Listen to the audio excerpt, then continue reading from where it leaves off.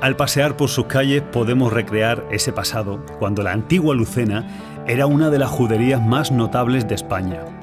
A través de la calle de las Flores de Negrón se accede a uno de los barrios más antiguos de esta localidad, el popular barrio de Santiago, donde está la parroquia de Santiago, un edificio estilo gótico renacentista del siglo XVI, huella posterior del reinado cristiano.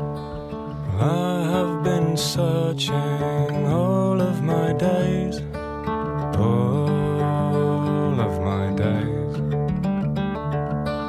Many a road, you know, I've been walking on, all of my days. And I've been trying to find.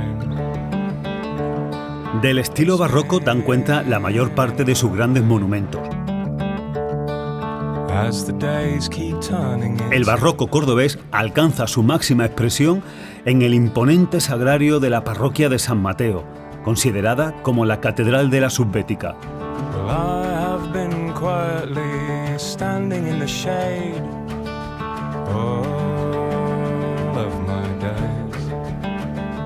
Ubicada en la Plaza Nueva, fue en este lugar donde se encontraba la antigua sinagoga y luego mezquita de la ciudad. Y la huella barroca continúa en el Palacio de los Condes de Santa Ana, en la popular calle de San Pedro.